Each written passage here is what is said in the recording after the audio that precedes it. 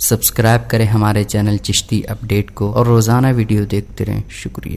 پیارے دوستوں، جنگل کی دنیا میں لاتعداد جسم کے جانور پائے جاتے ہیں، جن میں سے ایک ایک کے طور اور طریقے الگ الگ ہیں، لیکن اگر جنگل کا سب سے بڑا جانور کون سا ہے سوچیں تو یقینی طور پر ہم سب کے ذہن میں ہاتھی کا نام آئے گا۔ یہ قدرت کی ایک ایسی مخلوق ہے جس کا نام قرآن مجید میں بھی آتا ہے۔ ہاتھی کو انسان کا دوست بھی کہا جاتا ہے۔ پیارے دوستوں، ہاتھی ایک ایسا منفرد جانور ہے جو اپنے ساتھیوں سے زبان کے ذریعے یا آواز کے ذریعے بھی بلکہ اپنے پاؤں کے کھروں سے بھی رابطہ کرتا ہے، اور درپیش خطرے کے متعلق بھی ایسے ہی ایک دوسرے کو آگاہ کیا جاتا ہے۔ ہاتھی دراصل ایک جذباتی جانور ہے جو کہ روتا بھی ہے اور کھیلتا بھی ہے اور خوش بھی ہوتا ہے اور اپنی پرانی یادوں کو یاد بھی کرتا ہے، اور پھر انسانوں کے ساتھ اس کا ایک عجیب سا لگاؤ ہے۔ لیکن پیارے دوستوں، آج کی اس ویڈیو میں دو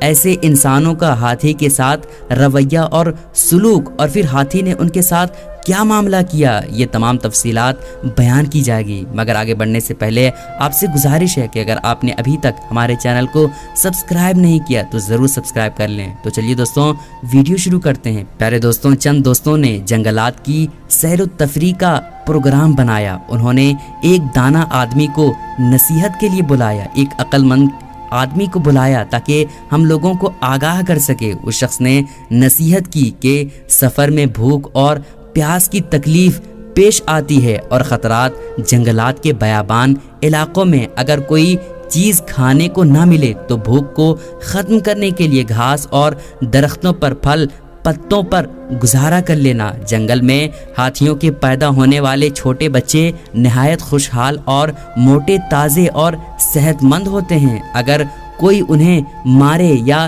نقصان پہنچائے تو پھر ہاتھی بدلے کے طور پر ان لوگوں کا پورے جنگلوں میں پیچھا کرتا ہے اور انہیں تلاش کر کے آخرکار ان لوگوں کو مار ڈالتا ہے جو ہاتھی کے بچوں پر حملہ آور ہوتے ہیں۔ اس شخص نے کہا کہ خبردار، بھوک کی شدت میں ہاتھی کے کسی بچے کو لقمہ نہ بنا لینا۔ اگر تم نے ایسا کیا، اس ہاتھی کے بچے کو بھون کر کھایا تو اس کی ماں ہتھنی وہ تمہیں زندہ ہرگز نہیں چھوڑے گی، اس لیے بہتر ہے کہ گھاس اور پتے ہی کھا کر گزارا کر لینا، مگر ہاتھی کے کسی بچے پر کسی صورت میں حملہ ہرگز نہ کرنا۔ میرے دوستوں، اس دانا آدمی نے لوگوں سے کہا کہ میں نے تم لوگوں کو سفر پر روانہ ہونے سے پہلے تمہیں آگاہ کر کے اپنا فرض پورا کر دیا۔ اب تم لالچ میں آ کر اس پر عمل نہ کرو تو اس کا جو بھی انجام ہوگا اس کے ذمہ دار تم خود ہوگے۔ اب یہ نوجوان اپنے سفر پر روانہ ہو چکے تھے۔ دوست احباب سیر و تفریح کرتے ہوئے ایک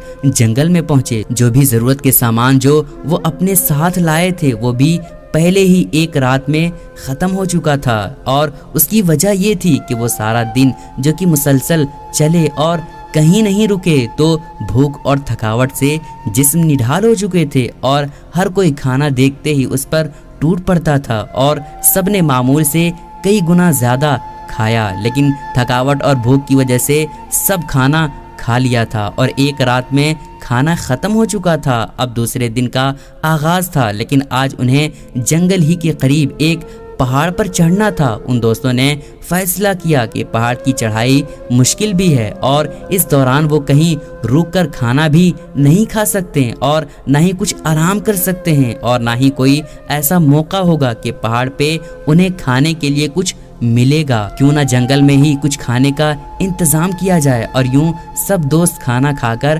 پہاڑیوں پر جائیں گے۔ لہٰذا تمام لڑکے کھانے کی تلاش میں نکل پڑے، کیونکہ وہ جو سامان اپنے ساتھ لائے تھے اس کو وہ ایک رات میں ختم کر چکے تھے۔ ان کا مقصد کچھ ایسا تلاش کرنا تھا کہ جس سے ان سب کا دن بھر کی بھوک ختم ہو جائے۔ پیارے دوستوں، اب ان لوگوں کی نظر آخرکار ایک ہاتھی کے بچے پر پڑی۔ ان کے دماغ میں ایک دفعہ اس عقل مند آدمی کی نصیحت ضرور یاد آئی۔ جب انہوں نے دیکھا کہ یہ ہاتھی کا بچہ بالکل اکیلا ہے اور اس کی ماں ہتھنی آس پاس کہیں موجود نہیں تھی، تو انہوں نے اسی کو موقع غنیمت جانا اور کسی جنگلی بھیڑیے کی طرح یہ نوجوان اس ہاتھی کے بچے پر ٹوٹ پڑے۔ کسی نے اسے زور سے پکڑا تو کسی نے اس کی ٹانگوں کو دبوچا اور کسی نے اس کے گردن کے اوپر پاؤں رکھ کر اس کو نیچے گرا دیا۔ آؤ دیکھا نہ تاؤ جھٹپٹ اس کو پکڑ کر ذبح کر ڈالا اور اس ہاتھی کے بچے کا گوشت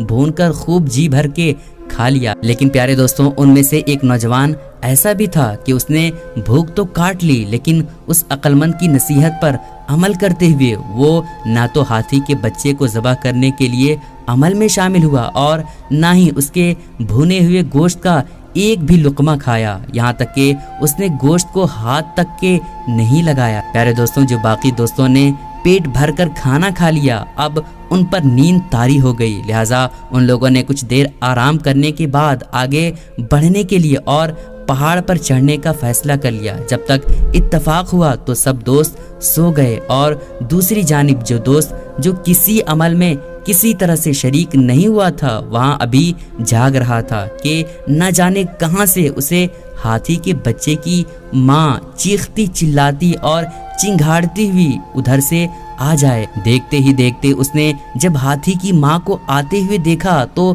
سمجھ گیا کہ وہ دانا شخص جو عقل مند شخص نصیحت کر رہا تھا وہ صحیح کر رہا تھا، اور اس نے جس وعید اور سزا کے متعلق اس نے بتایا تھا اس کا وقت آ چکا ہے۔ اور یوں یہ اپنی آنکھیں بند کر کے اپنی جگہ پر لیٹا رہا۔ پیارے دوستوں، جب اس ہاتھی کی ماں نے، اس ہاتھنی نے اس کے بچے کا خون زمین پر دیکھا، اس کے جسم کی ہڈیاں ایک جانب پڑی ہوئی دیکھی تو وہ شدت غم اور غیظ و غضب سے پاگل ہو گئی۔ ہتھنی سب سے پہلے آگے بڑھی اور اس نوجوان کے قریب آئی جو ابھی تک جاگ رہا تھا، لیکن اس نے اپنی آنکھیں بند رکھی۔ ہتھنی نے اپنی سونڈ بڑھایا اور سونگھا تو اس نوجوان کے جسم سے اپنے بچے کی کوئی بو محسوس نہ ہوئی، لہٰذا اسے اندازہ یہ ہوا کہ یہ لڑکا میرے بچے کی قتل میں شامل نہیں ہے۔ وہ یہ سوچ کر ہتھنی آگے بڑھی اور سوئے ہوئے نوجوان کی جانب آگے بڑھی تو ان کے ارد گرد 3 سے 4 چکر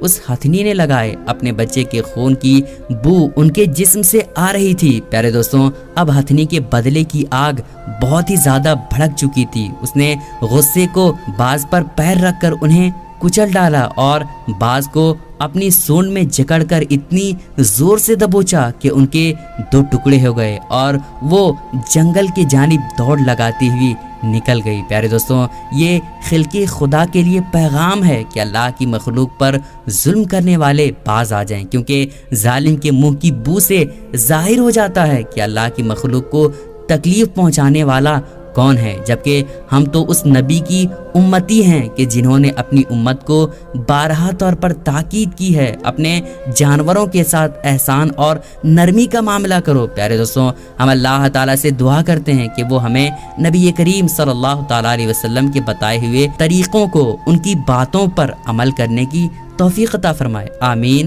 اللہم آمین۔ پیارے دوستوں، امید کرتا ہوں کہ آپ لوگوں کو یہ ویڈیو پسند آئی ہوگی، اور ہاں دوستوں، ہر بار کی طرح اس بار بھی اپنے دوستوں میں اس ویڈیو کو ضرور شیئر کیجیے گا اور ہمارے چینل کو بھی سبسکرائب کر لیجیے گا۔ پھر ملیں گے کسی اچھی ویڈیو کے ساتھ۔ خدا حافظ۔